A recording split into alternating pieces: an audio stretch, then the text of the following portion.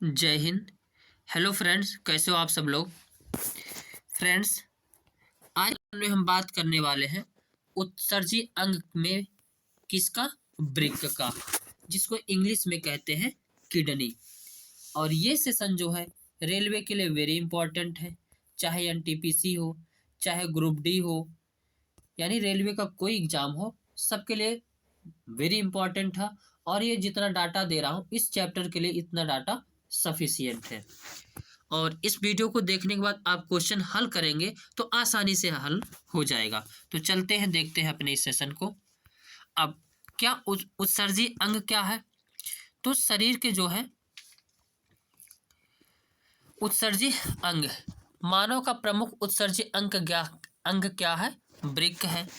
अब कोई भी चीज अगर हम सब लेते हैं उसका एक बेकार रूप होता है जिसको बाहर निकालना अति आवश्यक है, और उसी को निकालने वाले अंग को क्या कहा जाता है?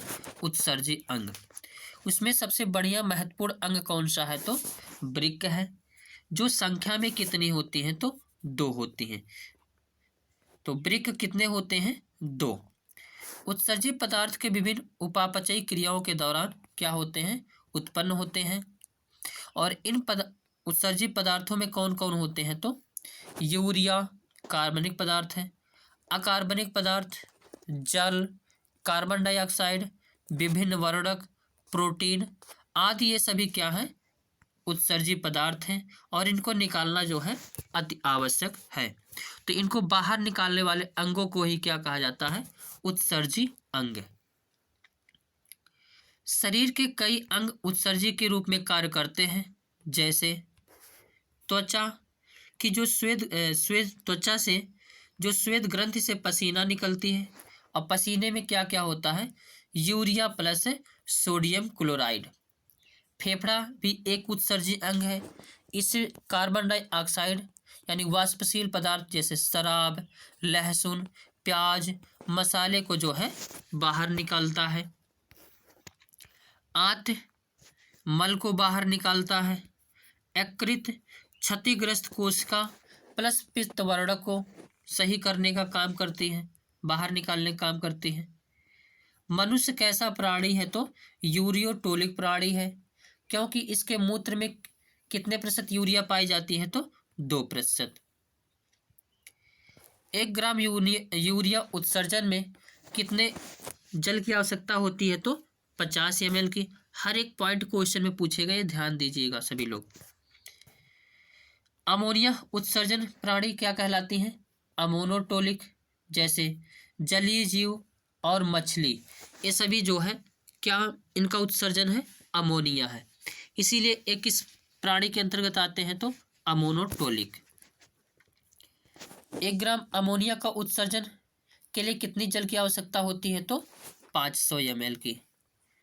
यूरिक अम्ल का उत्सर्जन यूरिकोटोलिक, और ये कौन से चीज करते हैं? तो पक्षी, सरीसृप।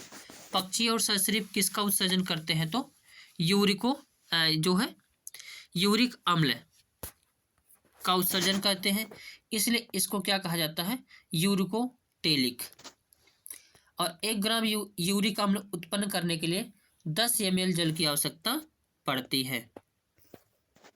आगे अब देखते हैं वृक्क। वृक्क का अध्ययन क्या कहलाता है? Nephrology, very important. अब वृक्क की इकाई क्या है? तो नेफ्रॉन है। वृक्क का भार कितना होता है? तो 120 से 170 ग्राम तक। एक वृक्क में 1 मिलियन से अधिक नेफ्रॉन्स पाए जाते हैं। 1100 से 1200 ml रक्त की मात्रा वृक्कों द्वारा एक दिन में छानी जाती है। कोई व्यक्ति एक दिन में कितना मूत्र विसर्जन करता है? तो 1.5 लीटर। ये यूपी पीएमपी भी क्वेश्चन पूछा गया था। अब मूत्र का निर्माण किस में होता है? तो वृक्क में होता है। अब वृक्क की इकाई को क्या कहा जाता है? तो नेफ्रॉन कहा जाता है।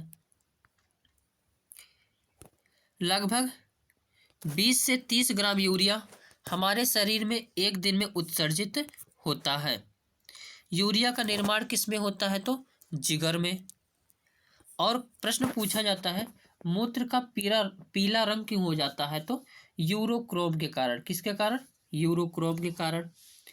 मूत्र में दुर्गंध किस कारण आने लगती है? तो यूरिया को अमोनिया में बदलने के कारण। इसलिए जब मूत्र विसर्जन कर दिया जाता है तो आधे एक घंटे बाद उसमें से बदबू आती है। क्यों?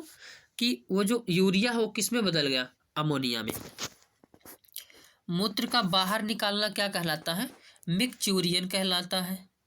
और जो हमारे मस्तिष्क के तंत्रिकीय की प्रक्रिया द्वारा नियंत्रित होता है। मूत्र का पीएच मान कितना होता है? तो 6 होता है, यानी 6.0। मूत्र में क्या क्या होता है? तो लवण, विषैली पदार्थ, जीवाणु पाए जाते हैं। वृक्क या गुर्दे की पथरी किसकी बनी होती है? तो कैल्शियम ऑक्जेलेट की।